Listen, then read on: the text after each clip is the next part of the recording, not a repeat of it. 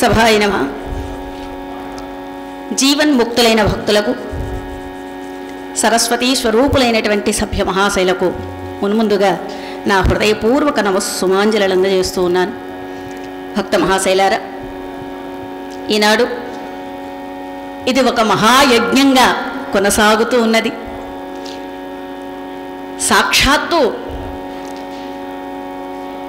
సర్వదేవతలు కూడా ఎక్కడే కొలువై ఉన్నారు. 4 రోజుల నుండి రేపటి కూడా ఎక్కడే ఉంటారు. ఎటువంటి మహత్తరమైనటువంటి గానం అనేటువంటి యజ్ఞం, అది హరికథ అనేటువంటి ఒక జ్ఞానమైనటువంటి యజ్ఞం ఇక్కడ నిర్విరామంగా 108 గంటల పాటు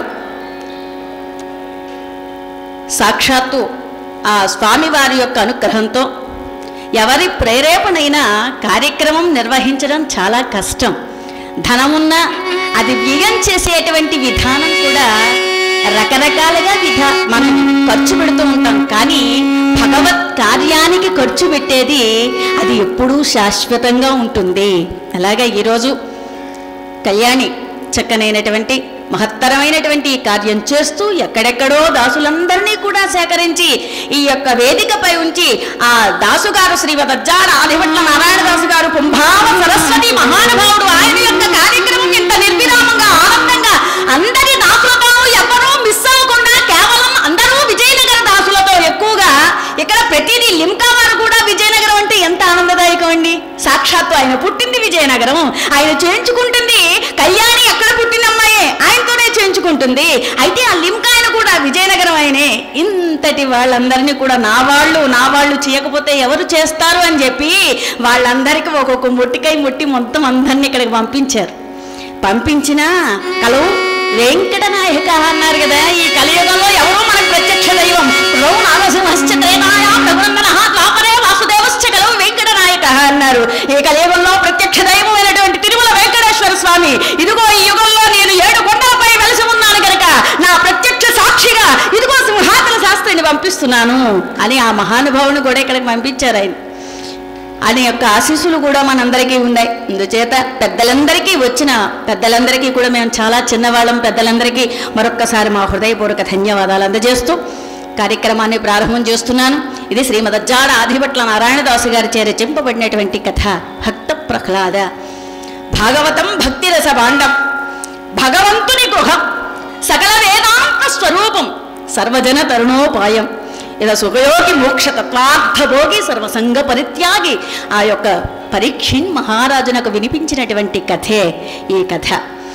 మరి ఈ కథను అమ్ముల విశ్వనాథం గారి దగ్గర నేను నేర్చుకోవడం జరిగింది. మరి గురువులందరికీ ఒక్కసారి ధన్యవాదాలు అందజేస్తూ కథ ప్రారంభం చేస్తున్నాను. పూర్వం వైకుంఠంలో హరిద్వార పాలకులైన జయ విజయులు, నమస్కారం, మీరెప్పుడు వచ్చారు? అదే సమయానికి వస్తున్నారు. ఎవరు?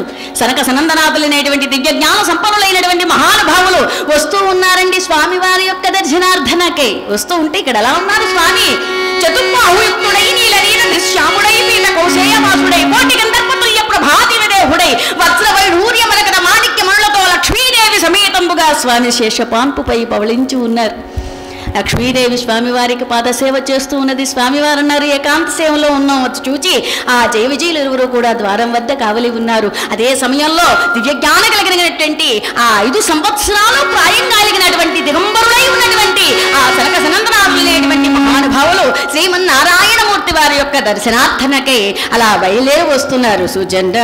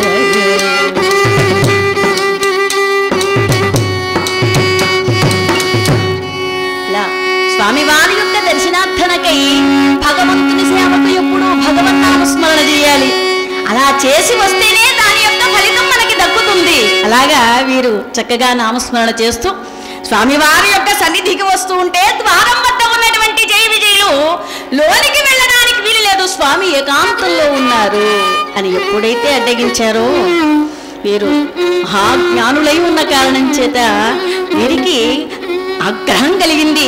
మమ్మల్నే మీరు ధిక్కరిస్తారా? ఎంతటి వారు మీరు? అవురా జయ విజయులారా అడ్డతరా మమ్మేమి? అవురా జయ విజయులారా అడ్డతరా మమ్మేమి? నారాయణ దాసులయ్యు జ్ఞానముకి ముందయులేగా, నారాయణ దాసులయ్యు జ్ఞానముకి ముందయులేగా. అవురా జయ విజయులారా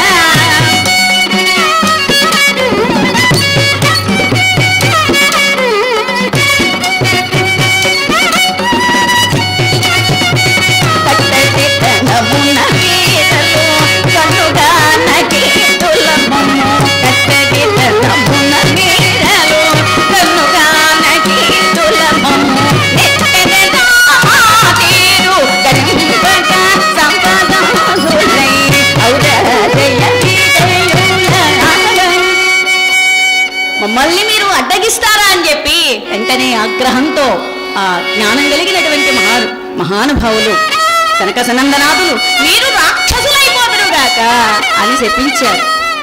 ఇదంతా కూడా అనంత కోట్యావతారమూర్తి అయినటువంటి శ్రీమన్నారాయణమూర్తికి తెలియదా?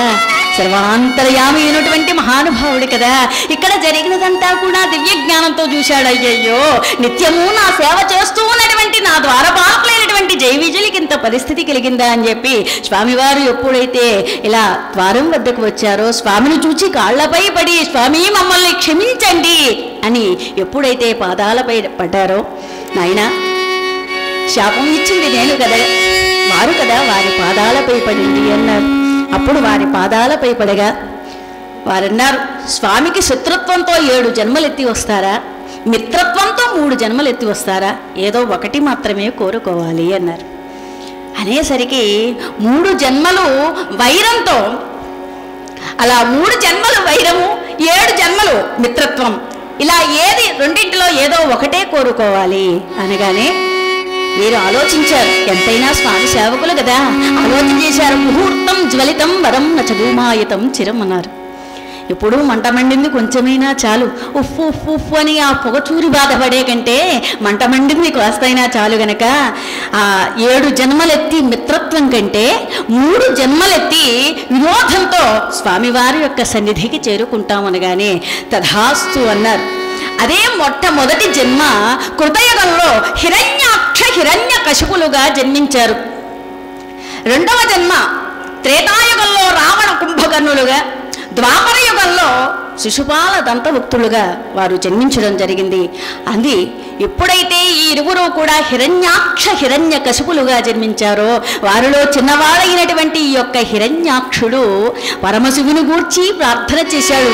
ఎంతసేపు అసురులందరూ కూడా తపస్సు చేసి వరాలు పొందాలి, వరాల వల్ల ఏదో సాధించాలనేటువంటి తపనతో ఉంటారు గనక వీరు పరమేశ్వరుని ధ్యానం చేయాలని చెప్పి ఆ యొక్క హిరణ్యాక్షుడు పరమశివుని ప్రార్థన చేస్తూ ఉన్నాడండి. శంభో కటకటగిరి సజంభారి వినుత పద కమల శివ శంభో, శంభో కటకటగిరి సజంభారి వినుత పద కమల శివ శంభో, శంభో శివ శంభో.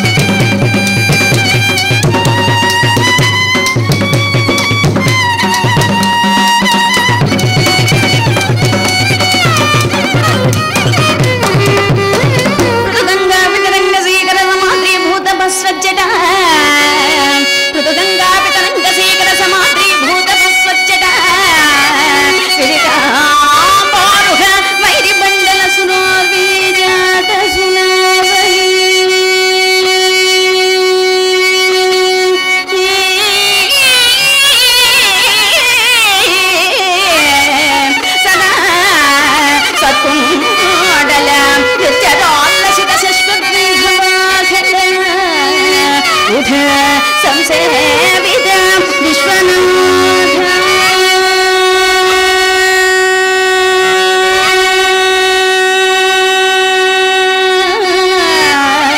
శంభో శంభో పాహి మృత్యుంజయ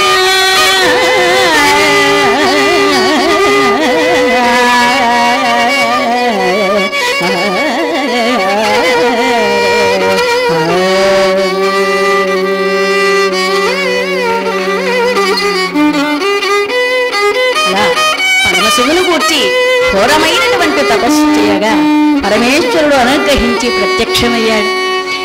తనకు కావలసినటువంటి వరాలన్నీ కూడా ప్రసాదించాడు. వరాలన్నీ పొందినటువంటి అహంకారంతో ఈ యొక్క హిరణ్యాక్షుడు భూమినంతా కూడా చాపగా చుడుతూ రసాతలానికి తీసుకువెడుతున్నాడు. అప్పుడు భూదేవి శ్రీమన్నారాయణమూర్తిని ప్రార్థించింది. ఇప్పుడు స్వామివారు శ్వేత వరాహ రూపం దాల్చి ఆ యొక్క హిరణ్యాక్షుణ్ణి హతమార్చారు. జై ఇందిరారమణ గోవింద. పెద్దలు చెప్పినట్టు మనకి ప్రతినిత్యం దీపం పెట్టి శ్రీమాత శ్రీ మహారాజ్ఞి శ్రీమత్ సింహాసనేశ్వరి చిదగ్నిగుండ సంభూత దేవకార్య సముద్యత ఉజ్జద్భాను సహస్రాభ చతుర్బాహు సమన్విత రాగస్వరూప భాషాఢ్యా క్రోధం కాళాంకుశోజ్వల అని మనం నిత్యం చదివితే మనం వంట చేసినా పిల్లల్ని మాట్లాడినా ఏ పని చేసినా అవి గుర్తొస్తూ ఉంటాయి. మనం చేసేది ఎదటి వాళ్ళకి చెప్పడం తప్ప మనం చెయ్యం. ఎందుకంటే ఎదటి వాళ్ళ చేత మనం హరినామస్మరణ చేయించేవాళ్ళం కనుక ఆ అన్నాం లేని మనసులో అనుకుంటున్నారు. ఏది ఏమైనా భగవంతుడికి చేరుతుంది. మనసులో అనుకున్నా పైన అనుకున్నా ఎలా అన్నా స్వామివారి యొక్క సన్నిధికి చేరుతుంది. కానీ ఇక ప్రతి వాళ్ళు ఒకవేళ ఇప్పుడు పుట్టిన తర్వాత అనకపోయినా చనిపోయిన తర్వాత వాడిని పైకి ఎత్తేటప్పుడు గోవింద అనకుండా ఇక్కడి నుండి లేపరవాడిని. అందుచేత ఈ యొక్క గోవింద నామస్మరణ చాలా విశేషమైంది. కలవు స్మరణాన్ముక్తి అన్నారు. కలియుగంలో అతి విశేషమైంది. మీకు అందరికీ తెలియంది కాదు, ప్రత్యేకంగా చెప్పడం కాదు. జై ఇందిరారమణ గోవింద హరి. ఒకటి, మాకు మైక్ ఉంది, మీకు మైక్ లేదు. అందుచేత మీరు మాకు ద్వారా వినిపించదు. ఇక్కడ హిరణ్యాక్షుని యొక్క సంహారం జరిగింది. ఈ వార్త సభలో ఉన్నటువంటి అన్నదానమైనటువంటి హిరణ్యకశిపునికి ఈ విషయం తెలిసింది. ఆ సభలో ఎలా ఉన్నారు? త్రిమస్థగా త్రిలోచన శకుని శంభర నవచి హయగ్రీవ విప్రచిత్తి ప్రగటాసురాది మంత్రులందరూ కూడా ఆ సభలో కొలువు తీరు ఉన్నటువంటి సందర్భంలో తమ్ముని యొక్క మరణ వార్త విన్నాడండి అన్నగారైనటువంటి హిరణ్యకశిపుడు. ఆ విని చాలా బాధపడ్డాడు. నా తమ్ముడు సామాన్యమైనటువంటి వ్యక్తి కాదే అని ముందుగా కన్నటువంటి తల్లి అయినటువంటి దితికి అమ్మ విచారించుకు అని చెప్పి తల్లికి ఓదార్పును చెప్పాడు. ఓదార్పు చెప్పి ఆ సభలో అంటాడు కదా, నా తమ్ముడేమీ సామాన్యమైనటువంటి వ్యక్తి కాదు. ఎటువంటి వాడు నా తమ్ముడు? నాకు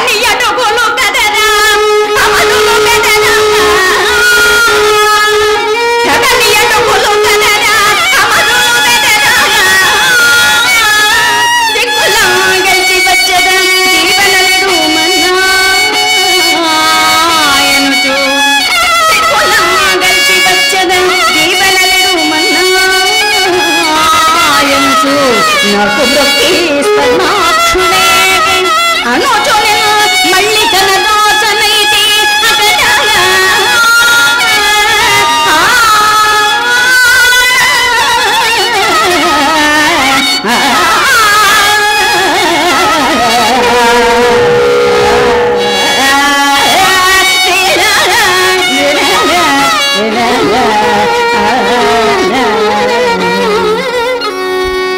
నా తమ్ముడు కండల పట్టినటువంటి ఆ శరీరం, మేరు పర్వతం వంటిది ఆ శరీరం, ఆ ఆయుధంతో తల బలమైనటువంటి ఆగడతో బలమైనటువంటి కొండను కూడా ఒక్కసారి ఇలా ఢీకున్నట్లయితే అది పిండి పిండిగా మారిపోతుంది.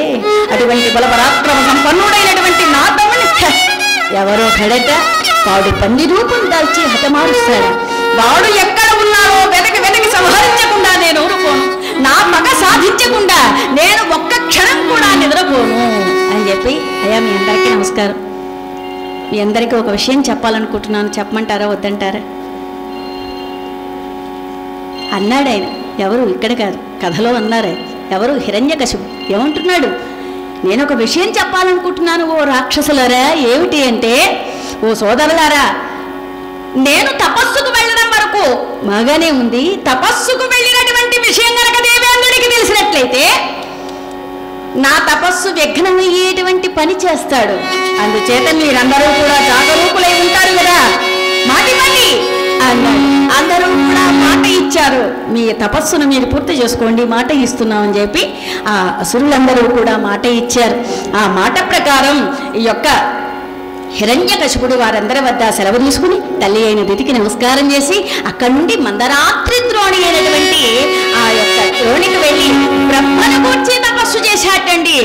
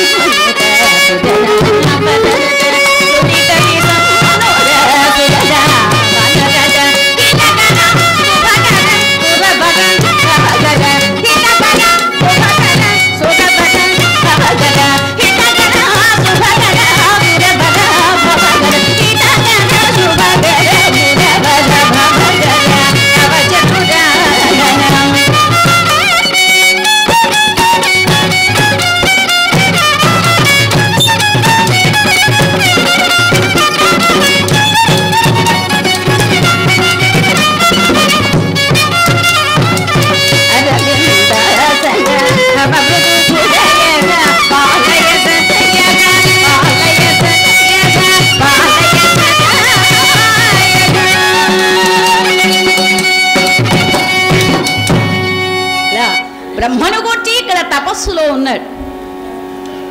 మనం సహజంగా ఎవరికి ఈ విషయం తెలియకూడదు అని అనుకుంటామో వారికే ముందుగా ఈ వార్త అందుతూ ఉంటుంది.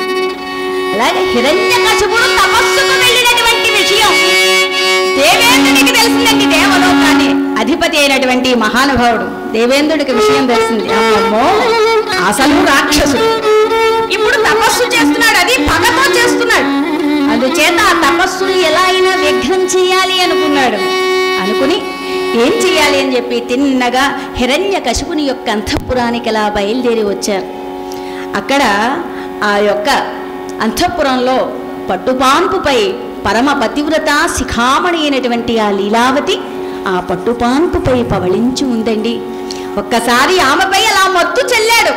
మత్తు చల్లి ఆమెను అలా తీసి తన రథంపై కూర్చుండబెట్టారండి. అలా తన రథంపై కూర్చుండబెట్టి తీసుకువెడుతుంటే ఆ మత్తులో నుండి బయటకు పడ్డటువంటి ఆ తల్లి లీలావతి, ఎవరయ్యా నన్ను తీసుకువెడుతున్నారు? ఎవరు? ఎక్కడో అంతఃపురంలో ఉండవలసిన దాన్ని ఇలా విఖాయస వీధుల్లో విహరించడానికి గల కారణం ఏమిటి? ఏవయ్యా, దేనికి, దేనికోసం నన్ను తీసుకువెడుతున్నావు అని అంటున్న రథాన్ని నిలపడం లేదు. నేనెవరో తెలుసా? రాక్షసేశ్వరుడైనటువంటి హిరణ్యకశిపుని యొక్క భాగ్యము అనగానే ఇంత వేగంగా పూసుకుపోతుందండి. అప్పుడు ఆవిడ చెబుతూ ఉన్నది, ఓరి పాపాత్ముడా,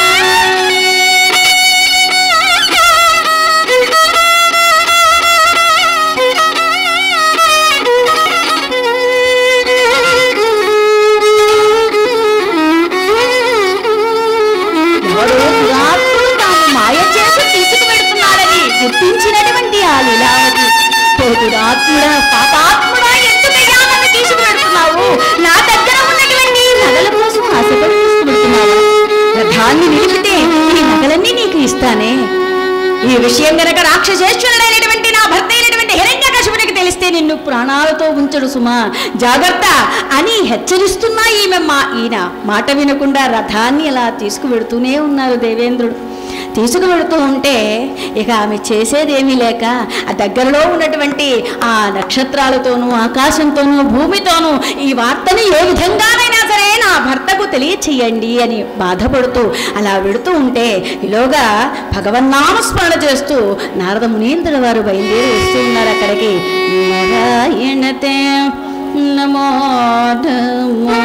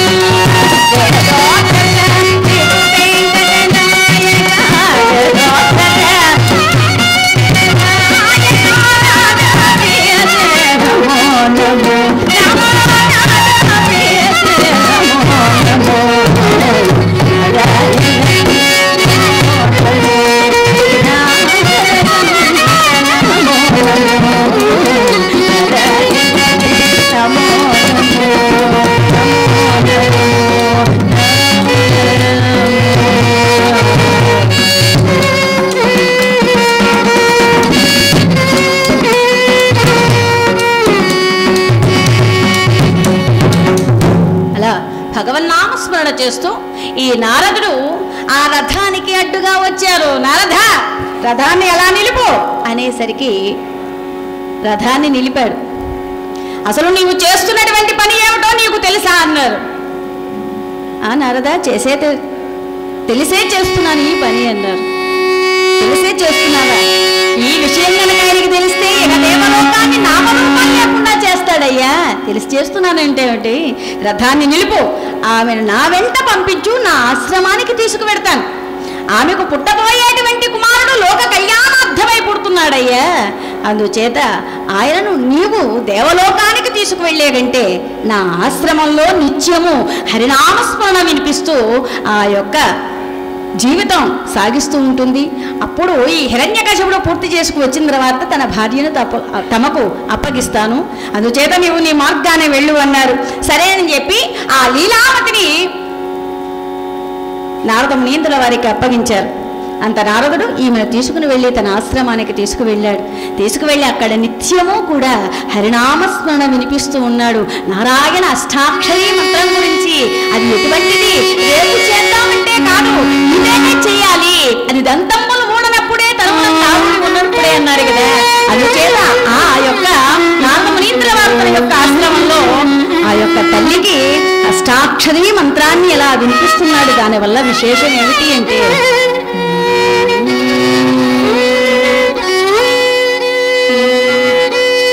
రేపు కాదురా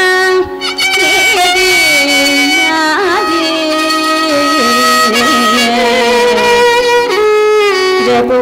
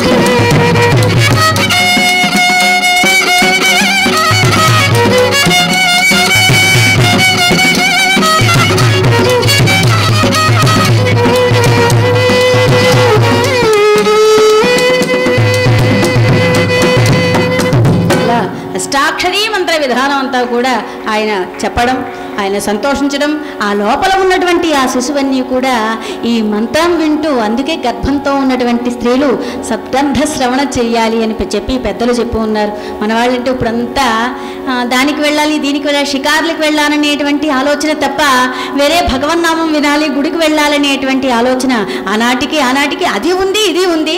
కానీ ఇటువంటి సందర్భంలో భక్తిని మాత్రమే మనం వినాలి. అందుకే మన పిల్లలు మనం ఏది వింటే, గర్భంలో ఉన్నప్పుడు మనం ఏది చేస్తే ఆ విషయం అంతా కూడా చిన్ననాటి నుండి ఆ పిల్లలకి ఆ విషయం అబ్బుతుంది. అందుచే పూర్వం పిల్లలకి ఇప్పుడు పిల్లలకి ఇంత తేడా ఉంది. అయితే ఇది ఇలా ఉండగా ఈమె ఇక్కడ ఆశ్రమంలో ఉంది. అక్కడ తపస్సుకు వెళ్ళినటువంటి హిరణ్యకశిపుని యొక్క ఆ యొక్క తపోబిల నుండి అగ్ని మూలలకు వ్యాపించి గొప్ప సంచలనం ఏర్పడింది. అటువంటి సందర్భంలో దేవాది దేవతలందరూ కూడా బ్రహ్మ దగ్గరకు వచ్చి ప్రార్థన చేశారు.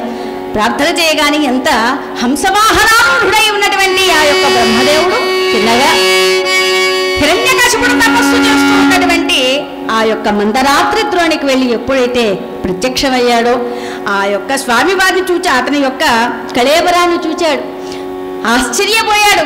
ఒక్కసారి కమండలోదకాన్ని తీసి అతనిపై అలా ప్రోక్షించగానే యథాదేహంతో బ్రహ్మదేవునికి ప్రార్థన చేయగానే, నాయనా నీకేం వరం కావాలో కోరుకో అన్నారు. అంతా హిరణ్యకశిపుడు అడిగింది ఒక్క వరం కాదు, ఆయన చాలా పెద్ద లిస్ట్ ఇచ్చారు. అది చెప్తారు పెద్దలు.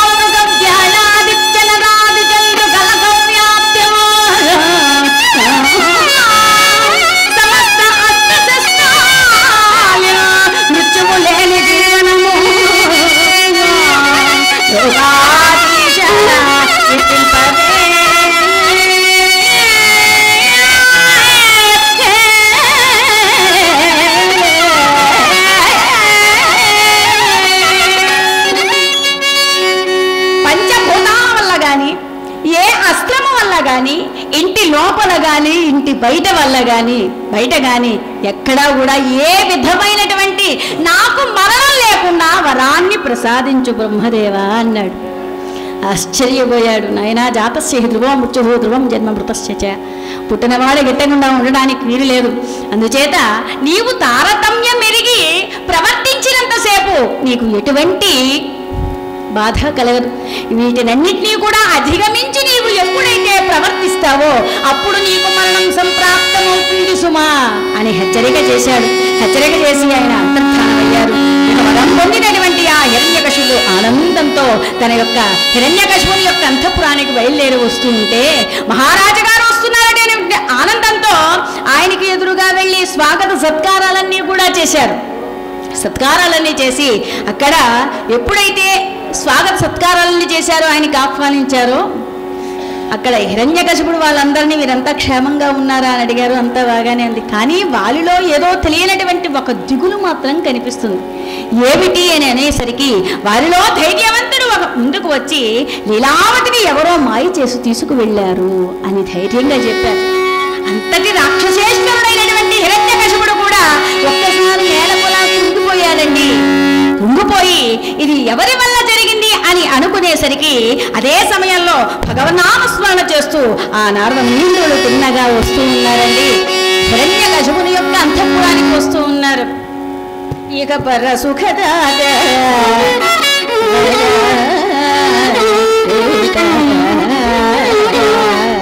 ఇక పర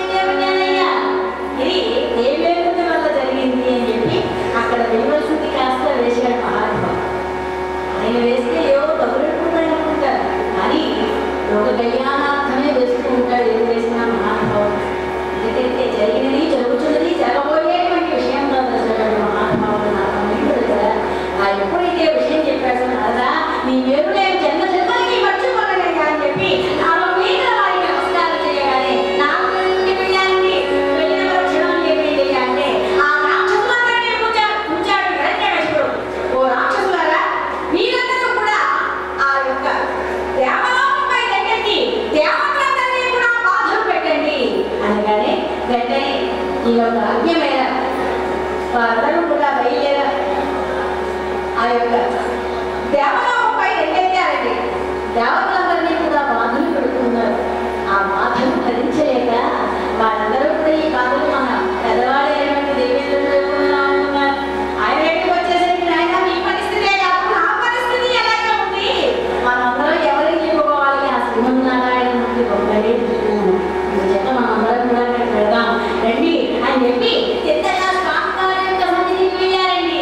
వెళ్ళి అక్కడ స్వామి శేషపాత్రపై పవడించి ఉంటే స్వామి వారు అంత కోట్యావతారమూర్తి అయినటువంటి నారాయణమూర్తి కూడా చేశారు. స్వామి ఎన్నడూ మాకు దిక్కు కలరు, ఎన్నడూ తెచ్చింది బాధమా, ఎన్నడూ మాకు దిక్కు కలరు, ఎన్నడూ తెచ్చింది బాధమా,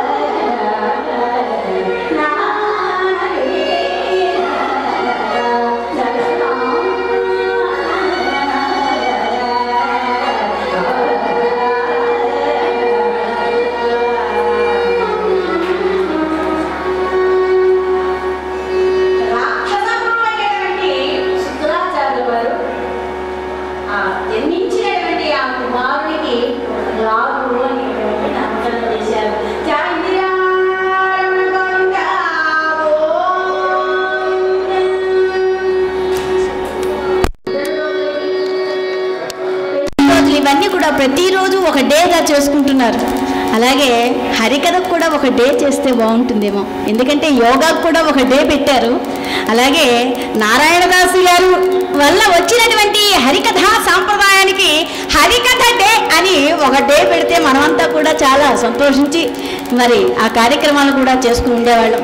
హరికథ శ్రీమద్ అజ్జాడ ఆదిపట్ల నారాయణదాసు గారి యొక్క సంప్రదాయంలో ఎన్ని కథలు, ఎంతమంది భాగవతాలను భాగవతోత్తములు మహానుభావులందరి యొక్క సమక్షంలో మహత్తరమైనటువంటి 108 గంటల పాటు నిర్విరామంగా హరికథా గాన యజ్ఞం అనేటువంటి యొక్క యజ్ఞాన్ని తలబెట్టి ఈ కార్యక్రమాన్ని అత్యున్నతంగా మరి ముందుకు సాగిస్తూ ఉన్నటువంటి ప్రతి ఒక్కరికి కూడా ప్రత్యేకమైనటువంటి ధన్యవాదాలు అందజేస్తూ ఈ అవకాశం ఇచ్చినటువంటి పెద్దలకు మరొకసారి ధన్యవాదాలు అందజేస్తూ ఏడుగుండలవాడ వెంకటరమణ గోవింద గోవింద. ప్రహ్లాదుడు అనేటువంటి నామకరణం చేశారు శుక్రాచార్యుల వారు. ఆ ప్రహ్లాదుడు చక్కగా దినదిన ప్రవర్ధమానుడు ఇలా పెరుగుతూ ఉన్నాడు. పెరుగుతూ ఉంటే ఇక్కడ నారాయణదాసు గారు అంటారు, గణుతి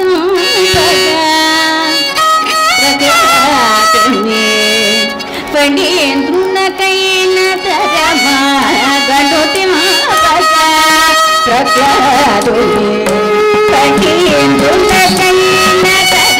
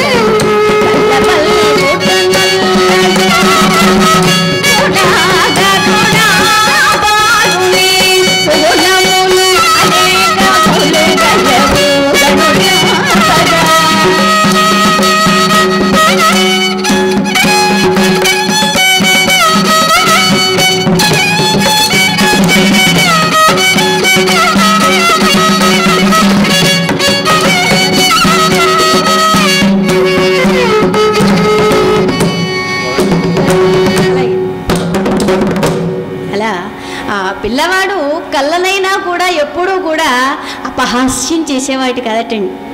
మనం ప్రత్యక్షంగానే చేస్తున్నాం.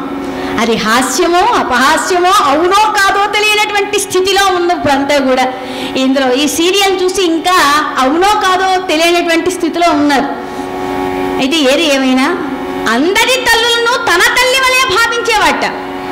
అందరి తల్లులను తన వల్లే భావించి పెద్దవాళ్ళని గౌరవించడం, పెద్దవారు కనిపిస్తే నమస్కారం చేయడం, ఇవన్నీ కూడా పుట్టుకతో రావాలి, ఒకరు చెబితే వచ్చేది కాదు. అందుకే అంటారు నారాయణదాసు గారు, ఆటపాటల మొప్పుట మలవి కాదు ముక్కు చెవులట్లు మేలుతో పుట్టవలయు అంటారు మహానుభావుడు. అందుచేత ఇక్కడ ఆ ప్రహ్లాదుడు ఆ నారదుని యొక్క ఆశ్రమంలో ఉన్నటువంటి ఆ నారాయణ మంత్ర ప్రభావం వల్ల ప్రతినిత్యము కూడా ఆ యొక్క హిరణ్యకశిపుడు తండ్రి అయినటువంటి హిరణ్యకశిపునికి వైరి అయి నిత్యము నారాయణ అనేటువంటి స్మరణ తప్ప వేరే ఆలోచన లేకుండా ఉన్నాడు ప్రహ్లాదుడు అనేటువంటి పాలకుడు. సాధువులను గౌరవించడం, వారు చెప్పేటువంటి ఉపన్యాసాలు వినడం, ఎందుకంటే దాతృత్వం, ప్రేవక్తృత్వం, ధీరత్వం, ఉచితజ్ఞత అభ్యాసేన లభ్యంతే చత్వార సహజ గుణాః అంటాడు. దానం, ధర్మం, గుణం ఇవన్నీ సహజంగా రావాలి, కానీ ఇది ఒకరు చెబితే వచ్చేది కాదు. ఈ యొక్క కళ కూడా అంతే. అందుచేత ఈనాడు చేసుకున్నటువంటి పూజ, ఈనాడు ఇలా హరిదాసుగా పుట్టడం, ఇంత మహత్తరమైనటువంటి కార్యంలో పాల్గొనడం, స్వామివారి యొక్క అనుగ్రహం కలగడం, ఇదంతా కూడా ఆ స్వామివారి యొక్క అనుగ్రహమే. అయితే ఈ ప్రహ్లాదుడు చక్కగా ఆటపాటలు సాగిస్తూ 5 సంవత్సరాలు ప్రాయం వచ్చిందండి ప్రహ్లాదునికి. 5 సంవత్సరాలు ప్రాయం వచ్చినటువంటి బాలకునికి తన యొక్క ప్రవర్తన చూశాడు తండ్రి అయినటువంటి హిరణ్యకశిపుడు. వీడి ప్రవర్తన ఏమీ బాగుండలేదే. ఎంతసేపు హరి గిరి అంటున్నాడు, వాళ్ళు పెద్దవాళ్ళ వెంట పెడుతున్నాడు, సాధువుల వెంట పెడుతున్నారు, సన్యాసులతో తిరుగుతున్నాడు, ఏమిటి వీడి ప్రవర్తన బాగుండలేదు, వీడిని పాఠశాలలో ప్రవేశపెడితే ప్రవర్తన మారుతుంది కదా అనేటువంటి ఒక ఆలోచన కలిగింది. ఆలోచన కలిగి శుక్రాచార్యుల యొక్క కుమారులైనటువంటి చండామార్కులను పిలిపించారండి. పిలిపించి ఆ ప్రహ్లాదుడైనటువంటి కుమారుని కూడా సభాభవనానికి పిలిచారు. నాయన కుమారా, అదిగో అలా చూడు, గురువులు వచ్చారు. చదువని చదివిన సదసద్వివేక చతురతగలు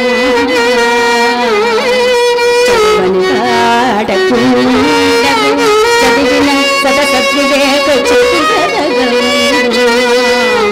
చదువగవలయును జనులకు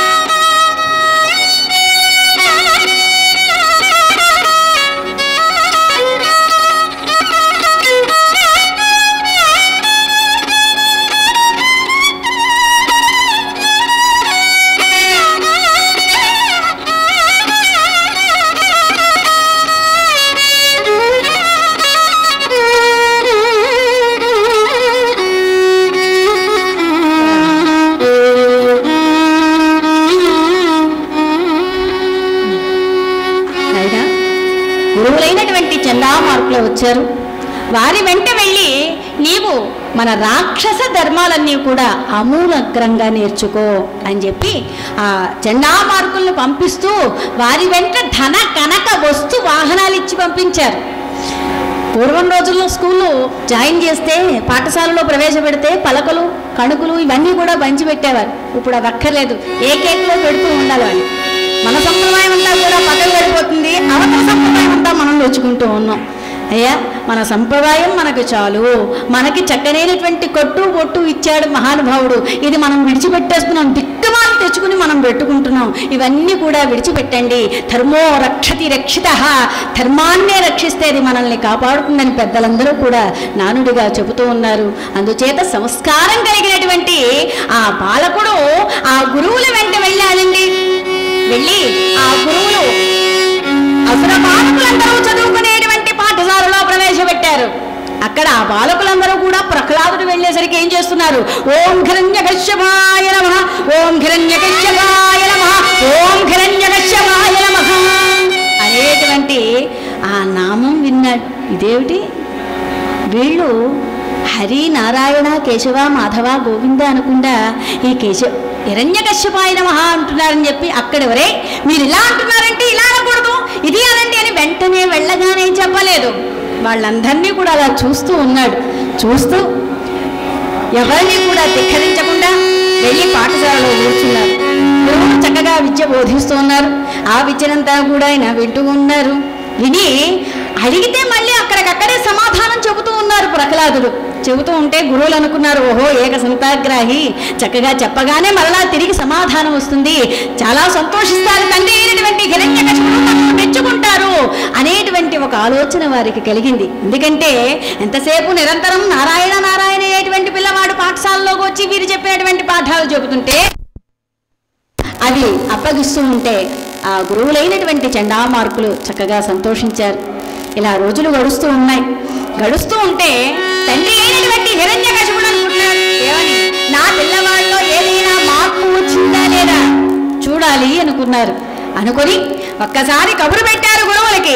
పెట్టగానే ఆ ప్రహ్లాదుని తీసుకుని చండామార్కుల వారు సభాభవనానికి వచ్చారండి. రాగానే ఆ పిల్లవాడిని దగ్గరగా చేరదీసుకున్నారండి. చేరదీసుకుని తన తొడపై కూర్చుని పెట్టుకున్నారు. అదిగో చెక్కిలి ముద్దు పెట్టుకున్నారు. నాయనా, ఏది నీవు నేర్చుకున్నటువంటి ఆ యొక్క పాఠాలు ఒక్కసారి నాకు వినిపించు నాయనా అనగానే అంతా ప్రహ్లాదుడు అంటాడు కదా, నాన్నగారు ఎల్ల శరీరధారులకు ఎల్ల శరీరధారులకు పిల్లలు చీకటి నూతిలో పలుండ్రెల్లగాయ. ఎల్ల శరీరధారులకు పిల్లలు చీకటి నూతిలో పలుండ్రెల్లగాయ. మీరు లేదను మతి భ్రమణంబున భిన్నులై ప్రవర్తిల్లగాయ. సర్వమూలాదని దివ్య గణామయ మంచు విష్ణునామము చేర్చి తారక వినుట మేలు నిశాచరాగ్రమి.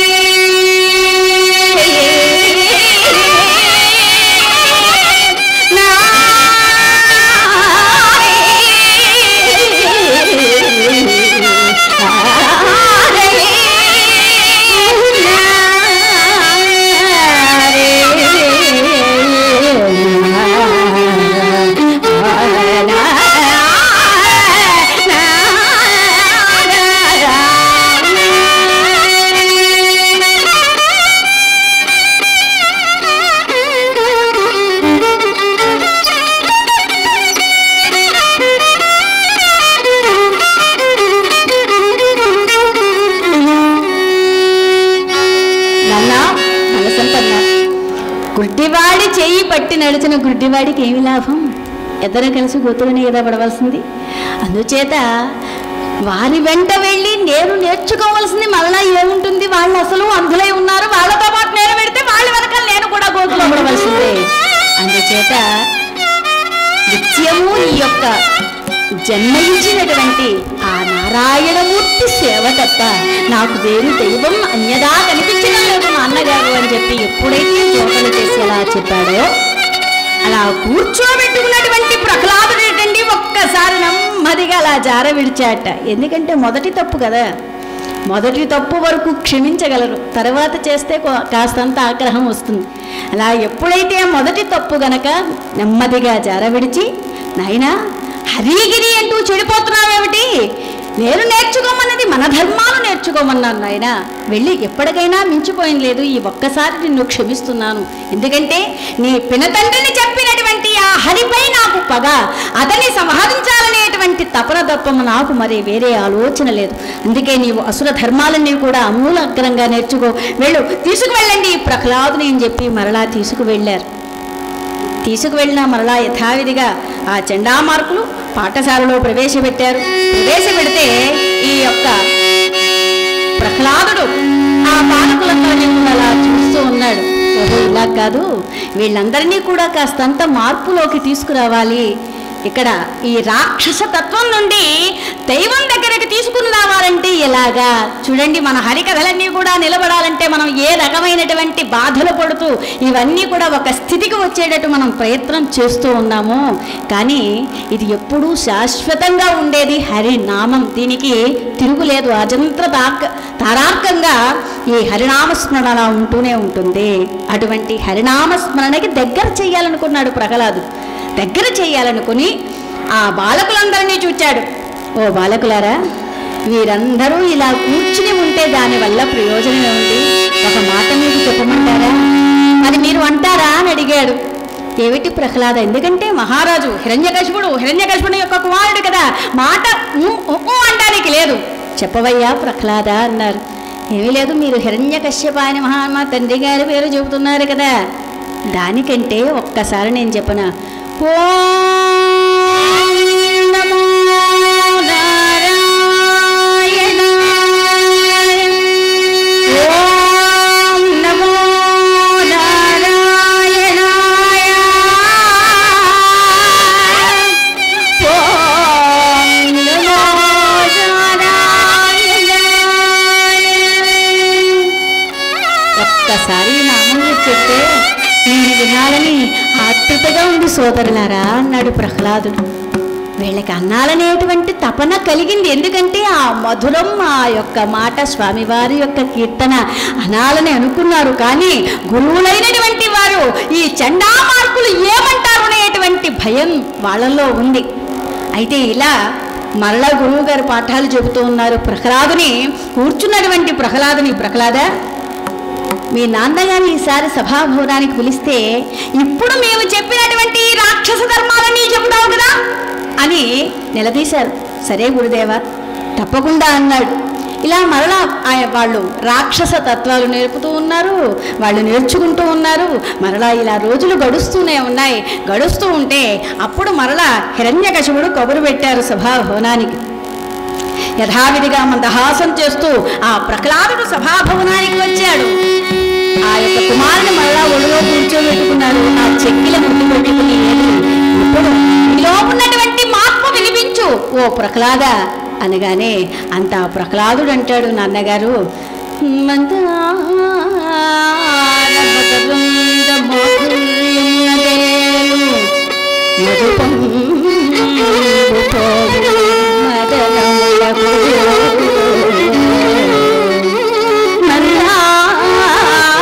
మకరంద మాధుర్యమునదేలు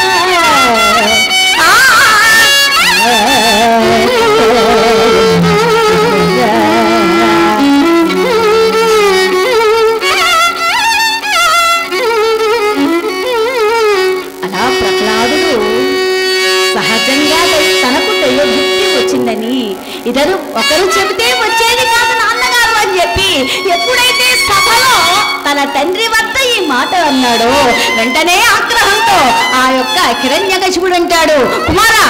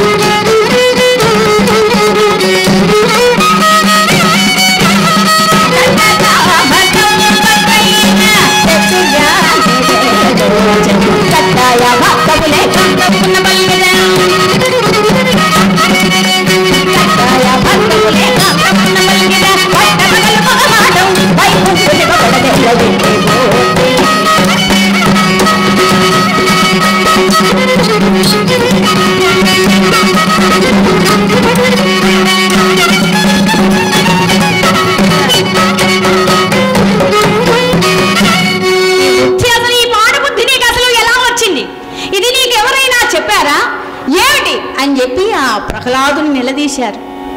అంత ప్రహ్లాదుడు, నాన్నగారు ఎవరూ నాకు చెప్పలేదు, నాకు సహజంగా వచ్చింది అని చెబుతున్నాను కదా ఇది అని ఎప్పుడైతే ఆ ప్రహ్లాదునికి నమస్కారం చేశారో ఒక్కసారి గురువులపై ఎలా ఆగ్రహించాడు. గురువులు చెప్పినటువంటి హరిభక్తి వీడికి ఎలా వచ్చింది అని చెప్పి ఆ చండామార్కులపై ఆగ్రహించేసరికి వారన్నారు, స్వామి ఇది మా వల్ల తప్పు కాదు, మేము చెప్పాం రాక్షస ధర్మాలు చెబుతున్నాం, చక్కగా ఇక్కడ మాకు నేర్చుకున్నాము, మరలా మాకు అప్పగిస్తున్నాడు, ఇక్కడ వచ్చి ఇంత మార్పు వస్తుంది, ఇది మేము గమనించలేకపోతున్నాం అని చెప్పి ఎప్పుడైతే గురువులు చెప్పారో సరే ఈసారి మిమ్మల్ని క్షమిస్తున్నాను అని చెప్పి ఆ కుమారునికి చెప్పాడు. నీవు మాత్రం ఈసారి హరికి దూరంగా ఉండాలి, హరి అనేటువంటి మాట నీ నోట ఎన్నిసార్లు అన్నారు హరి హరి అని, హిరణ్యకశిపుడే 10 సార్లు వలుస్తూ ఉన్నాడు, హరికి దూరంగా ఉండాలి హరిని కొలవకూడదు అని ఖరీ ఖరీ ఖరీ అనేటువంటి ఆ స్వామివారికి దగ్గర అయ్యేటువంటి మార్గాన్ని ఎంచుకుంటున్నాడు వైరంతో.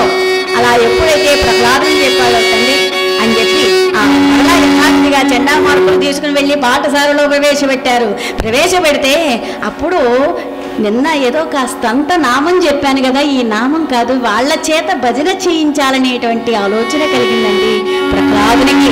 ఆ బాలకులందరినీ కూడా దగ్గరకు తీసుకున్నాడు.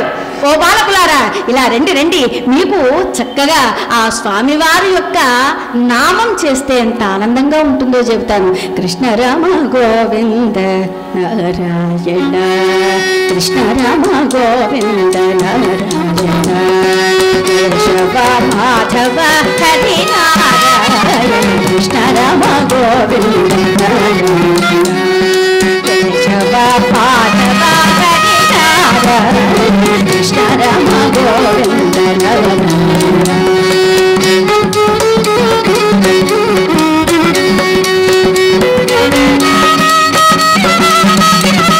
శ్రీ వేణుగోపాల నారాయణ, నారాయణ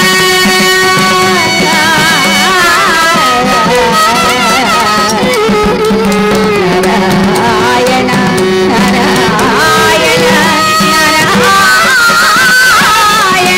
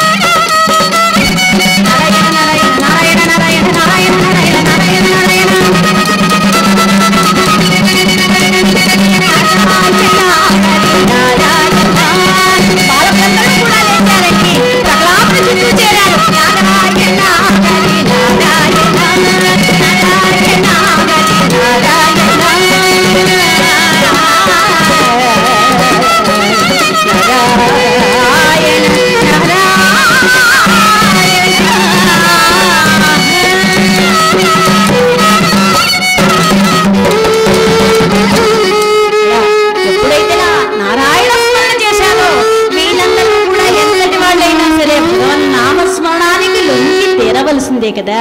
ఈ ప్రహ్లాదుని చుట్టూ చేశారు. నారాయణ నారాయణ నారాయణ అంటే ఈ చండామార్కుల వాళ్ళు చూసా, అమ్మో కొంప మునిగిపోతుంది. ఈ విషయం గనక హిరణ్యకశిపునికి తెలిసినట్లయితే మన ప్రాణాలు ఉండవు కదా ముందు. ఆ పిల్లవాడు మాట సరే, మన ప్రాణాలు మనకు దక్కాలంటే ముందు ఈ విషయం తెలియజేయాలి అనుకుని ఈ విషయాన్ని తెలియజేసేసరికి సభాభవనానికి మరలా పిలిపించారు ప్రహ్లాదుని. పిలిచేసరికి ఆ ప్రహ్లాదుని అంటున్నాడు, హిరణ్యకశిపుడు, ఒరే నీవు ఎక్కడో పుట్టకుండా నా యొక్క వంశంలో మహావ్రణం వలె నీవు జన్మించావు అని అంటూ, అసలు నీకు ఇది ఎలా వచ్చింది అంటే అంత ప్రహ్లాదుడు అంటాడు, నాన్నగారు ఎల్ల చందువులే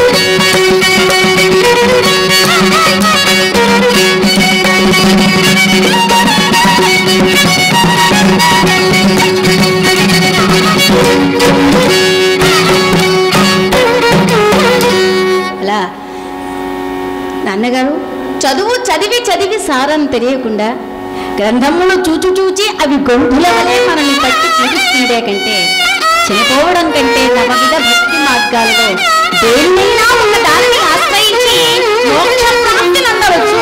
ఇంతకు మించి చదువువలసిన తెలుసుకోవలసినటువంటి రహస్యం మరొకడు లేదు. ఏమిటది? శ్రవణం, కీర్తనం, విష్ణుస్మరణం, పాదసేవనం, అర్చనం, వందనం, దాస్యం, సఖ్యం, ఆత్మ నివేదనం అంటాడు. ఈ నవవిధ భక్తి మార్గాలలో దేనినైనా ఒక దానిని ఆశ్రయించి మోక్ష ప్రాప్తిని అందవచ్చు అని చెప్పి ఆ సభలో గుడ్డొచ్చి పిల్లనెక్కించినట్లుగా ఈ సభలో హిరణ్యకశిపుని ప్రహ్లాదుడు ఎప్పుడైతే ఎలా అంటున్నాడో ఆ యొక్క తొడపై కూర్చున్నటువంటి ప్రహ్లాదుని దూరంగా విసిరవేశాడు. ఈ యొక్క కుమారుని బాధలు పెట్టండి అని చెప్పి ఆ కింకరులకి ఆజ్ఞాపించారు. ఆజ్ఞాపించగానే ఇక సరేనని ఆయన మాట కాదనడానికి లేదు గనక అంతా అలా ఆలోచిస్తున్నటువంటి సమయంలో శుక్రాచార్యుల వారు వచ్చారు అక్కడికి.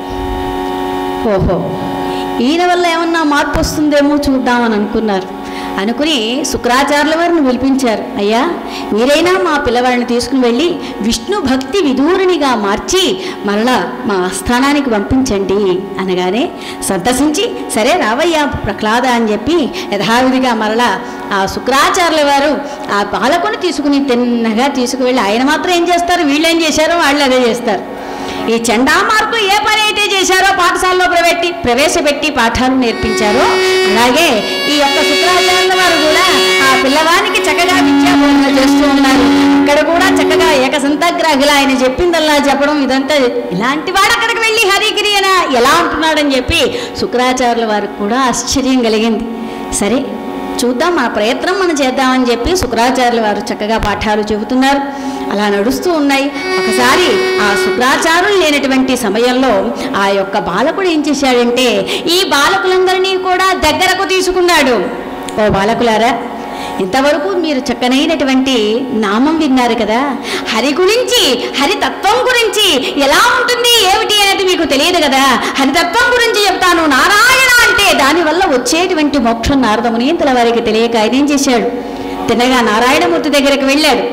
వెళ్ళి తాత నిత్యము నీ నామస్మరణ చేస్తున్నాను కదా, దీనివల్ల వచ్చేటువంటి మోక్షం ఏమిటి అంటే నాయనా భూలోకంలో చిన్న కుగ్రామం ఉంటుంది. ఆ గ్రామంలో నది ప్రక్కన ఒక నది ప్రవహిస్తూ ఉంటుంది. ఆ నది ప్రక్కన పెంట కుప్ప ఉంటుంది. పెంట కుప్పలో ఉన్నటువంటి కీటకాన్ని అడిగి తెలుసుకో అన్నాడు ఆయన. సరే చెప్పిందెందుకు మానడం అని చెప్పి ఆ యొక్క తండ్రి గారికి నమస్కారం చేసి తిన్నగా మరలా భూలోక ప్రయాణానికి వచ్చారు. అక్కడ వస్తే అక్కడ నది దగ్గరకు వచ్చారు. ఒక పెద్ద పెంట కుప్ప ఉంది. దాంట్లో ఈయన చెప్పినటువంటి కీటకం కనిపించలేదు. ఎలాగా అనుకున్నారు. అలాగా అనుకుని ఒక్కసారి ఇలా తీక్షణంగా చూచేసరికి ఒక పురుగు పైకి వచ్చింది, కీటకం. ఆ కీటకానికి నమస్కారం జోతలు చేశాడు నారదుడు. ఓ కీటకమా కీటకమా, నారాయణ అంటే ఏమిటి, దానివల్ల వచ్చేటువంటి మోక్షం ఏమిటో చెప్పు అంటే అది సమాధానం చెప్పలేదు. గిలగిలా కొట్టుకుని అక్కడికక్కడే ప్రాణాలు విడిచిపెట్టింది. దేవుడి ఇక్కడికి వెళ్ళమన్నారు, సమాధానం చెబుతున్నారు. ఇక్కడ సమాధానం దొరకలేదు ఎలాగా అని చెప్పి మరలా తాతగారి దగ్గరికి ప్రయాణం అయ్యాడు. తాతగారి దగ్గరికి వెళ్ళాడు. తాతయ్య నాకు సమాధానం. అందుకేగా వచ్చావు. సరే, అక్కడే ఒక రావి చెట్టు ఉంటుంది. ఆ రావి చెట్టు పైన చిలుక ఉంటుంది. ఆ యొక్క చిలుకని అడిగి తెలుసుకోవయ్యా, వెళ్ళవయ్యా అన్నారు. సరే అని చెప్పి మరలా వచ్చారు. వచ్చి రావి చెట్టు చూశారు. ఆ చిటారు కొమ్మన ఒక చిలుక ఉంది. ఆ చిలుకను చూచాడు నారదుడు. ఓ చిలుకరాజమా చిలుకరాజమా, నారాయణ అంటే ఏమిటి, దానివల్ల వచ్చేటువంటి మోక్షం ఏమిటి అంటే అది కూడా అంత చిటారు కొమ్మన ఉన్నటువంటి చిలుక. ఆ మాట విని అది కూడా నేలకు పడి గిలగిలా కొట్టుకుని అది కూడా ప్రాణాలు విడిచిపెట్టింది. మరలా వచ్చాడు.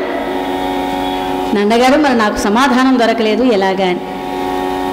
అక్కడే ఒక తాటి ఆకుల పాక ఉంటుంది. ఆ పాకలో ఒక గోవు ఉంటుంది. ఆ గోవు దగ్గరకు వెళ్ళి తెలుసుకో అన్నాడు. మరలా గోవు దగ్గరకు వచ్చాడు. ఓ గోమాత గోమాత, నారాయణ అంటే ఏమిటి, దానివల్ల వచ్చేటువంటి మోక్షం ఏమిటో చెప్పు అంటే వెంటనే అది కూడా ప్రాణాలు విడిచిపెట్టింది. దానివల్ల కూడా సమాధానం దొరకలేదు. ఏం చెయ్యాలో అర్థం తెలియనటువంటి స్థితిలో ఉన్నారు. సమాధానం కావాలి కదా. ఎలాగా ఏదైనా సమాధానం చెప్పగలిగేటువంటి వాడు జగన్నాటక సుఖప్రధాని రమా మనోహరుడు వైకుంఠవాసుడు శ్రీమన్నారాయణమూర్తి కదా. మరలా పరిగెత్తాడండి. వెళ్ళి నాకు సమాధానం దొరకలేదు తాత. ఓహో అలాగా, ఈసారి నీకు దొరకకపోవడం ఉండదు సమాధానం. అదే గ్రామంలో ఒక మహారాజుకి లేక మగ సంతానం కలిగింది. ఆ పిల్లవాడు బంగారు తూగుటు ఉయ్యాల్లో ఊగుతూ ఉంటాడు. ఆ ఊగేటువంటి పిల్లవాడి దగ్గరికి వెళ్ళాడు అన్నారు. అనేసరికి తిన్నగా నారదుడు వచ్చాడు. పిల్లవాడిని చూశాడు. ఈ పిల్లవాడు చూస్తే చక్కగా ముద్దుగా బొద్దుగా ఉన్నాడు. వీడు నారాయణ అంటే చస్తాడేమో అనేటువంటి భయం నారదుడికి. అలా చూసి ప్రతి చోట నారాయణ నారాయణ పిల్లవాడి దగ్గర ఒక్కొక్క అక్షరం పలుకుదాం, వీళ్ళ పరిస్థితి ఎలా ఉంటుందో తెలుస్తుంది కదా అని చెప్పి పిల్లవాడి దగ్గరకు వచ్చి ముందు నా అన్నాడు. నా అంటే అప్పటి వరకు చేతులు కొట్టలేదండి.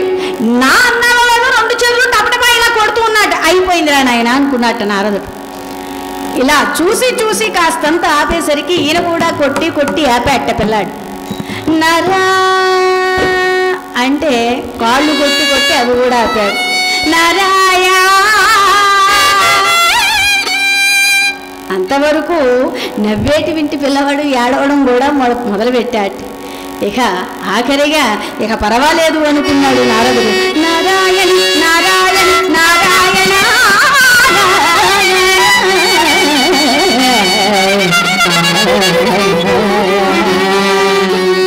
అలాగా నారాయణ అంటే ఏమిటి, దానివల్ల వచ్చేటువంటి మోక్షం ఏమిటో చెప్పు అనగానే అంత నారద మునీంద్రుల వారికి బాలకుడు నమస్కారం చేసి, నారద తమకు తెలియనిదేముంది, తమరు తెలిసినటువంటి వ్యక్తులు మీరు నా దగ్గరకు వచ్చి అడుగుతున్నారా? మీరు ముందుగా నా జన్మ కీటక జన్మ కదా, అక్కడికి వచ్చారు. వచ్చి మీరేం చేశారు? నారాయణ అనేటువంటి స్మరణ చేశారు. అటువంటి స్మరణ వినడం చేత నాకు ఆ జన్మ పోయింది, దానికంటే మంచి జన్మ అయినటువంటి చిలుక జన్మ వచ్చింది. పోను అక్కడైనా విడిచిపెట్టావా? విడిచిపెట్టలేదు కదా నారదా. అక్కడ కూడా వచ్చావు, నేను ఎక్కడో చిటారు కొమ్మలో ఉన్నాను, అక్కడికి వచ్చి నారాయణ అని ఆ నారాయణ స్మరణ చేశావు. మరి అది విన్నంత మాత్రం చేత దాని జన్మ కూడా పోయి దానికంటే మంచి జన్మ అయినటువంటి గో జన్మ నాకు లభించింది.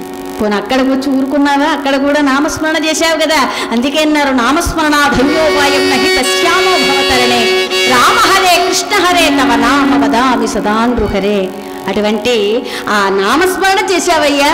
ఆ నామస్మరణ వినడం వల్ల ఆ జన్మ గోజన్మ పోయి ఉత్తమోత్తమైనటువంటి మానవ జన్మ నాకు లభించింది. 84 లక్షల మానవ జన్మ 84 లక్షల జీవరాశుల్లో మానవ జన్మ మహోత్కృష్టమైనది. మంచి చెడ్డలు పాపపుణ్యములు ధర్మ అధర్మాలు గ్రహించేటువంటి శక్తి భగవంతుడు ఒక్క మానవునికి మాత్రమే ప్రసాదించాడు. అటువంటి ఆ స్వామివారిని కీర్తన చెయ్యాలి. బ్రహ్మమొక్కటే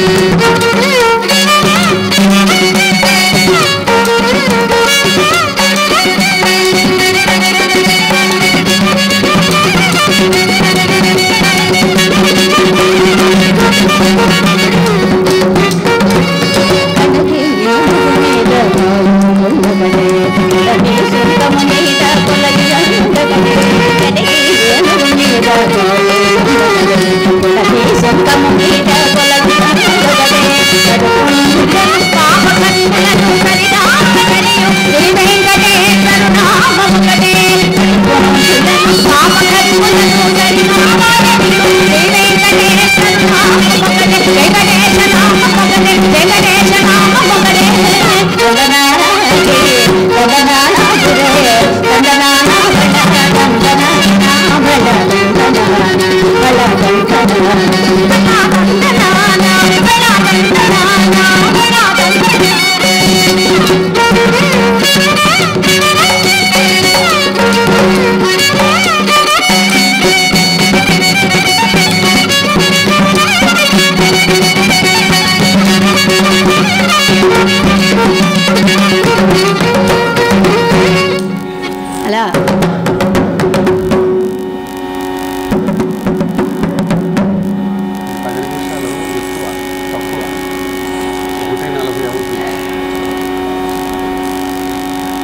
అలా స్వామివారిని కీర్తన చేస్తూ ఆ ప్రహ్లాదుడు ఎప్పుడైతే తన తోటి బాలకులందరినీ కూడా ఈ విషయాన్ని చెప్పాడు, నారాయణ తత్వంలో ఇంత విశేషమైనటువంటి మహత్తరమైనటువంటి విశేషం ఉంది, అందుచేత మీరందరూ కూడా నారాయణ అనేటువంటి స్మరణ చేయండి అని చెప్పి ఆ బాలకులందరి చేత కూడా నారాయణ స్మరణ చేస్తూ ఉంటే ఆ గురువుగారైనటువంటి శుక్రాచార్యుల వారు ఆ చేయిస్తున్నటువంటి ఆ నామస్మరణ చేస్తున్నటువంటి విషయాన్ని చూచారు. అవురా, ఈ బాలకులందరినీ కూడా మార్చివేస్తున్నాడే అని చెప్పి తిన్నగా సరాసరి తీసుకువెళ్ళి హిరణ్యకశిపుని యొక్క అంతఃపురంలో హిరణ్యకశిపుని యొక్క సన్నిధిలో ఉంచేసరికి అంత ఆ హిరణ్యకశిపుడు ఈ పిల్లవాడు ఇలా విడిచిపెడితే మన ధర్మంలో లేదు కదా, మిగతా పిల్లలందరినీ కూడా ఈ నారాయణ తత్వంలో చేర్చేటట్టున్నాడు, అందుచేత ఈ పిల్లవాడికి తగిన శిక్ష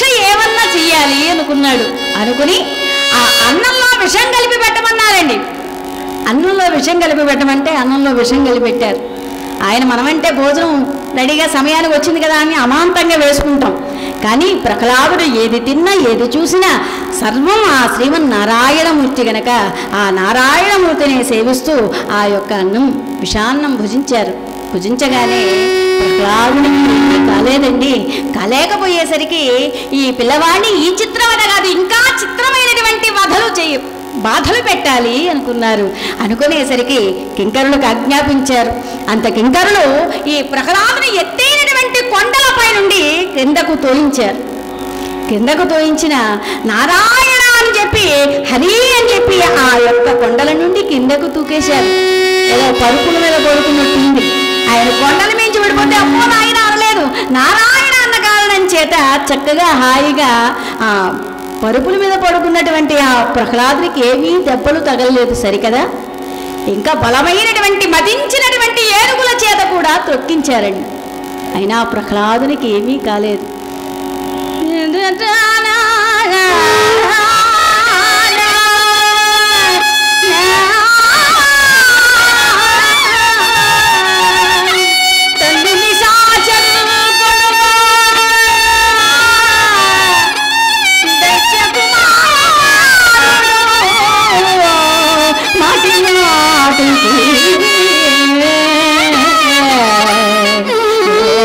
పన్నగ సాయి ఓ ధనుజ గుంజని ఓ నిఖిలేశ అనునితోజుగాని త్యాగనుల నీరు తేడు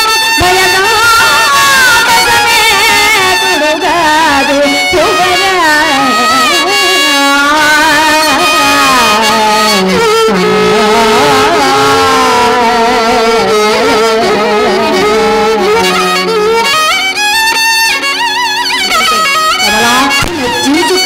కరములు అన్నారు.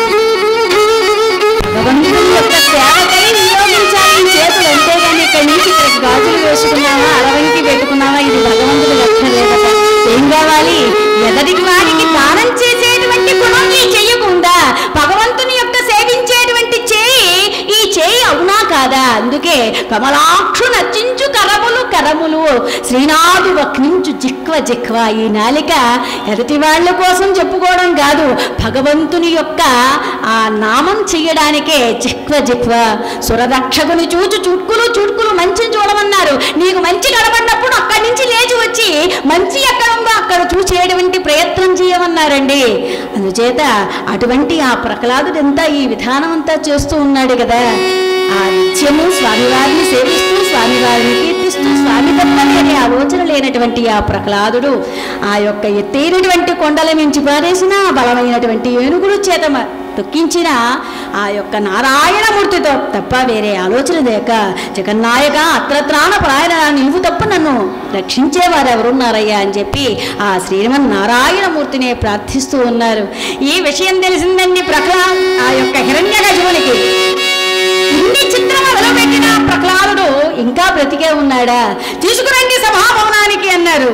అని రే హరి హరి అంటున్నా, హరి ఎక్కడ ఉన్నాడా అంటే చెబుతారు నారాయణదాసు గారు, హరికి సమస్త కర్మముల నర్పణ చేయకనున్నవాడు, హరికి సమస్త కర్మముల నర్పణ చేయకనున్నవాడు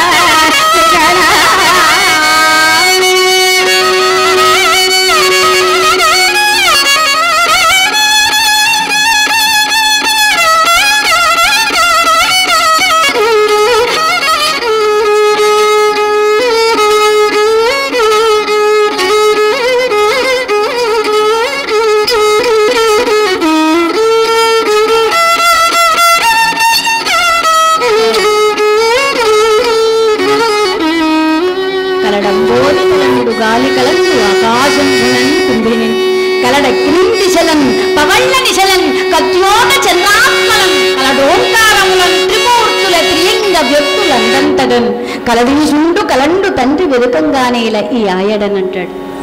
అసలు ఎక్కడున్నాడంటున్నావు, ఎక్కడ ఉన్నాడో చూసే ప్రయత్నం అసలు నువ్వు చేసావా లేదా? ప్రయత్నం చేస్తే కదా. ఇప్పుడు సంకల్పం చేసింది కళ్యాణి, ఇంతమంది చేత చేయించాలనేటువంటి సంకల్పం చేసింది. సంకల్పం వల్ల సంకల్పం చేస్తే అదే సిద్ధిస్తుంది. సంకల్పం లేనిది నీకేం సిద్ధిస్తుంది? ఇంత ప్రయత్నం ఇంత ఆహ్లాదంగా చేసింది అంటే ఇది 108 గంటలు కాదు, అవసరమైతే 1116 కూడా చేయగలదు. అంత సమర్థత ఉంది అమ్మాయికి. ఎందుకంటే ఆ దృఢమైనటువంటి పట్టుదల, నిర్ణయం, ఆ సంకల్పించేటువంటి సంకల్పం సమయం కూడా మంచిది కావాలి. అందుచేత నారాయణదాస్ గారు తాతగారు అంటే ఆయన ఎప్పుడైతే తాతగారిని భక్తిపూర్వకంగా, భక్తి లేకపోతే అది జరగదు, భక్తి లేకపోతే ఇంతవరకు రాదు. అందుచేత మన హరిదాసులందరినీ కూడా ఒక చక్కనైనటువంటి ఆ ప్రహ్లాదుడు ఏ విధంగా అయితే సోదర బాలకులందరినీ దగ్గర తీసుకొచ్చి హరి హరి హరి హరి అని చెయ్యండి అని చెప్పాడో, అలాగే కళ్యాణి కూడా 108 గంటల పాటు మీరందరూ కూడా హరినామస్మరణ చెయ్యండి చెయ్యండి చెయ్యండి అని చెప్పి ఈ హరికథనామాన్ని, హరికథా గాన యజ్ఞాన్ని మహత్తరంగా, నిర్విరామంగా, నిరాఘాటంగా, బ్రహ్మాండంగా, ఆనందదాయకంగా జరుపుకుంటూ ఉన్నారు. ఇది శ్రీమద్ అదిపట్ల నారాయణదాసు గారి యొక్క సంప్రదాయం కూడా వేరే కాదు. సంప్రదాయం కూడా నారాయణదాసు గారి యొక్క సత్సంప్రదాయంలో ఈ కార్యక్రమాలు ఆనందంగా దాయకంగా సాగుతూ ఉన్నాయి. అలాగే ప్రహ్లాదుడు నిత్యము ఇదంతా నామస్మరణ. కలడంబోది కలండు గాలి కలండు ఆకాశంబునన్ కుంభినిల్ కలడగ్రిన్ దిశలు. ఏ దిశలో లేడు? కలడగ్రిన్ దిశలన్ కజ్యోత చంద్రాత్మలం కలడు ఓంకారం. మనం ఓంకారం లేదే ఏ పని చెయ్యం. కలడు ఓంకారములను త్రిమూర్తుల త్రిలింగ వ్యక్తులు అన్నంతనం కలదీసుండు కలండు తండ్రి వెలుకంగానే లయ్యా. అది కాకపోయినా ఇక్కడ మనకి వేదం కూడా చెబుతుంది కదా, అంతఃబహిశ్చద సర్వం వ్యాప్య నారాయణ స్థితః అంటుంది వేదం. అంతగా నిండి ఉన్నటువంటి ఆ పరమాత్మ స్వరూపుడు ఆ యొక్క ప్రహ్లాదుడు ఎప్పుడైతే తండ్రి అయినటువంటి ఆ యొక్క హిరణ్యకశిపునికి చెప్పాడో, ఈ సభలో ఇంతమంది ఉన్నారు, ఎవ్వరూ నాకు ఎదురు తిరగలేదు, ఈనాడు నీవు ఇలా తిరిగి చెబుతున్నావేమిటి అంటే, నాన్న నారాయణ అసలు నీవు ఎప్పుడైనా ప్రయత్నించి చూసావా? ప్రయత్నించి చూడు, తప్పకుండా స్వామివారి యొక్క అనుగ్రహం నీకు కూడా కలుగుతుంది కదా అని ఎప్పుడైతే అన్నారో, ఆ సభాభవనంలో ఎప్పుడైనా ఇలా ధిక్కరిస్తూ ఉన్నారో హిరణ్యకశిపునికి ఆగ్రహం కలిగిందండి. సభలో ఉన్నటువంటి ఇనుప స్తంభాలన్నీ చూడాడు, ఈ స్తంభంలో ఉన్నాడా, ఈ స్తంభంలో ఉన్నాడా అని సభాభవనంలో ఉన్నటువంటి స్తంభాలు చెబుతుంటే ఒక్క మాటగా అన్నాడు, నాన్న నీవు భక్తితో స్వామిని ఆర్తితో పిలిచినట్లయితే తప్పకుండా నీకు స్వామి దర్శనం కలుగుతుంది. కామ క్రోధశ్చ లోభశ్చ దేహే తిష్టతి తస్కరాః జ్ఞానరత్నాభారాయ తస్మాత్ జాగ్రత్త జాగ్రత్త. నీలో ఉన్నటువంటి కామ క్రోధ లోభ మోహ మదమాత్సర్యాల్ని పక్కకు తోసి జ్ఞానం అనేటువంటి జ్యోతితో చూసినట్లయితే భగవంతుని యొక్క సాక్షాత్కారం నీకు కలుగుతుంది అని ఇన్ని విధాలు చెబుతా. ఆఖరిగా స్వామివారి యొక్క కీర్తనలు చేస్తున్నాడు, నువ్వు చేసినా చేయబోయినా నేను చెయ్యాలి, నేను నారాయణ స్మరణ చేస్తానని చెప్పి అక్కడ వారందరూ ఉండగానే వారందరూ చేత కూడా గోవింద ఎనిమిదిలోంచి ఒకటి తీసేస్తే 7, ఆ 7 కొండలపై ఉన్నటువంటి వెంకటేశ్వర స్వామి, ఆయనకి గోవింద నామస్మరణ అంటే చాలా మహత్తరమైనటువంటి ఆనందదాయకం కదా. శ్రీనివాస గోవింద, శ్రీ వెంకటేశ గోవింద, రక్తపత్సల గోవింద, రాఘవ ప్రియ గోవింద, నిర్మల గోవింద, శ్యామ గోవింద, పురాణ పురుష గోవింద, పుండరీకాక్ష గోవింద, నందనవన గోవింద, నవనీతోన గోవింద, పద్మావతి గోవింద, పాప విమోచన గోవింద, ప్రతిధాన గోవింద, నివారణ గోవింద, పరిపాలన గోవింద, కష్ట నివారణ గోవింద, పద్మముఖధర గోవింద, వరాహముక్తి గోవింద, గోపీకరణాల గోవింద, గోపక్షణోత్తర గోవింద, దశరథనందన గోవింద, దశముఖమక్షణ గోవింద, పక్షిపాకన గోవింద, మానవ ప్రియ గోవింద, మత్స్యపూర్ణ మధుసూదన హరి గోవింద, పరాభద సింహ గోవింద, వామన ప్రోగ్రామ గోవింద, బలరామానుజ గోవింద, గోపికలికిధర గోవింద, వేణుగాన ప్రియ గోవింద, వెంకటరమణ గోవింద, సీతానాథ గోవింద, దరిద్రమోచక గోవింద, ధర్మ సంస్థాపక గోవింద, అనాథరక్షక గోవింద, ఆపద్బాంధవ గోవింద, శరణార్థవత్సల గోవింద, కరుణాసాగర గోవింద, కమల విలక్ష గోవింద, స్వామి కమలరామ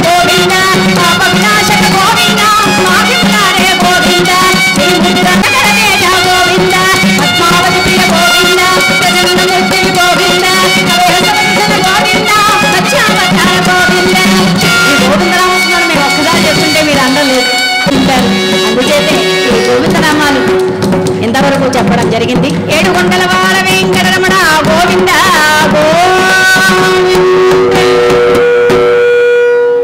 అలా ప్రహ్లాదుడు తండ్రి ముందు గోవిందనామస్మరణ చేస్తే ఆయనకి ఎలా ఉంటుందండి? ఇక ఆగ్రహంతో ఉన్నాడు హిరణ్యకశిపుడు. ఈ సభామధ్యంలో ఎక్కడ ఉన్నాడా ఎక్కడ ఉన్నాడా ఎక్కడ ఉన్నాడా చెప్పు అంటే అంతటా ఉన్నటువంటి ప్రహ్లాదుడికి ఆఖరిగా ఒకడే చెప్పాడు, నాన్నగారు ఇక ఒకటే చెప్తున్నాను, ఇంతకు మించి నేను చెప్పలేను. ఇందుకలడు అందులేడని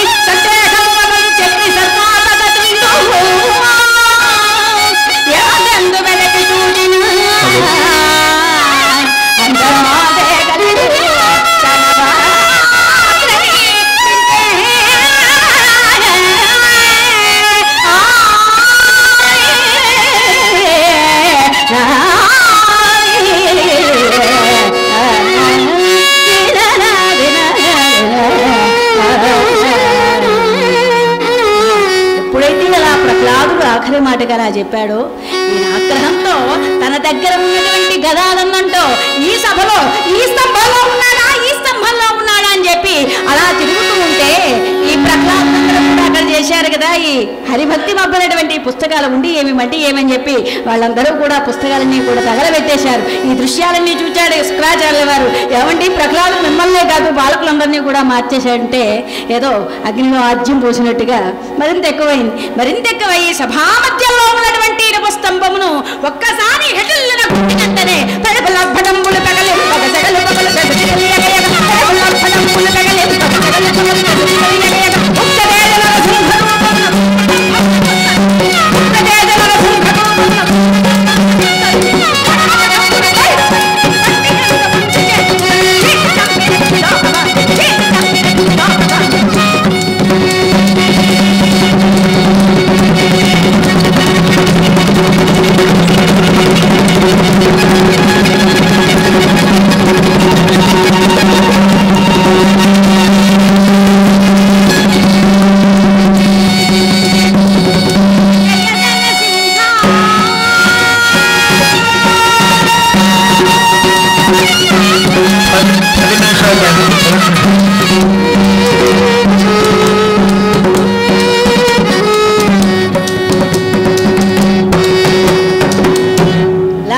సభామధ్యంలో ఉన్నటువంటి ఇనుప స్తంభమును హెటుల్లున గుద్దినంతనే చిటచిటయనేటువంటి మినుగురులు ఆ సభాభవనం నుండి చక్కగా నృసింహస్వామి వారు జనించారండి.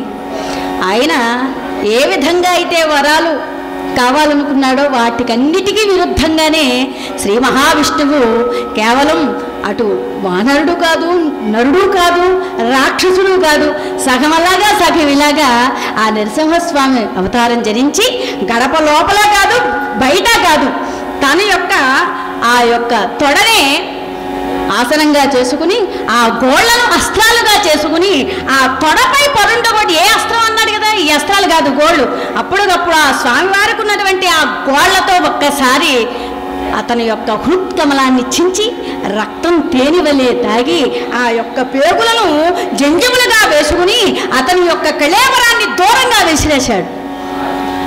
విసిరేసరికి ఆ ఉగ్ర రూపాన్ని శాంతించి చేయడానికి ఎవ్వరూ దగ్గరకు రాలేకపోయారటండి.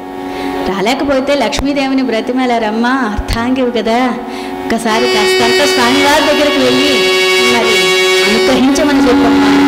ఇంత ఉగ్ర రూపాన్ని నేనెప్పుడూ చూడలేదు, నాకు చాలా భయంగా ఉంది, ఇది నా వల్ల ఎవరి కాదు, అది కేవలం ప్రహ్లాదుని వల్ల జరిగింది కనుక ప్రహ్లాదుని పంపించండి అన్నారు.